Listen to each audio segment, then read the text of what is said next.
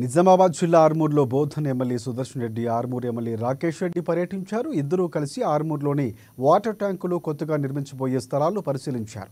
ముందుగా మున్సిపల్ కార్యాలయంలో professor Jayashankar sir చిత్రపటానికి పూలమాల వేసి నివాళులర్పించారు. అనంతరం ఇరిగేషన్ అధికారులతో మాట్లాడారు. పట్టణంలోని సిద్ధులగుట్ట వద్ద ఉన్న మంచినీటి ట్యాంకులు, హౌసింగ్ బోర్డులో ఉన్న ఖాళీ స్థలాలు పరిశీలించారు.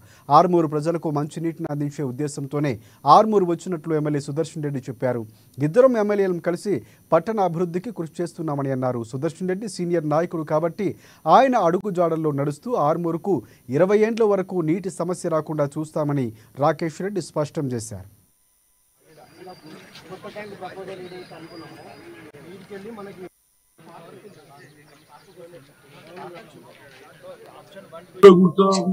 చార్ట్ చూసింది 13 వార్డ్స్ కి ఇస్తాం, 13 వార్డ్స్ కి వస్తుంది. అదే విధంగా ఇక్కడ చూస్తున్నాం, ఇక్కడ మన మున్సిపల్ పార్క్ ఉంది. దీంట్లో ఇంకోటి వేస్తే ఇంకో 6 వార్డ్స్ కి వస్తా ఉన్నాయి. 19 వార్డ్స్ అయిపోయినాయి. ఈ విధంగా పైపులు బాగా దూరం నుంచి వేయకుండా, రోడ్లు ఖరాబ్ కాకుండా, మళ్ళీ పైపులు ఖరాబ్ కాకుండా దగ్గర వేసుకుంటూ ట్యాంక్స్ కట్టుకుంటూ మంచి వాటర్ ఇచ్చడానికి ప్రయత్నం చేస్తున్నాం. దాంట్లో భాగంగా ఎమ్మెల్యే గారు అన్నగారి అనుభవము, బోధనలో చేసిన అనుభవం వల్ల ఇప్పటి వరకు తాగునీటి సమస్య రావట్లేదు. దాన్ని స్ఫూర్తిగా తీసుకుని ఆర్మూర్లో రాబోయే 20 సంవత్సరాల వరకు సుమారు 43 కోట్లతో కేంద్రం, రాష్ట్ర ప్రభుత్వం ఆధ్వర్యంలో భాగస్వామ్యంలో ఈ నీళ్ల ట్యాంకులు నిర్మిస్తున్నాము.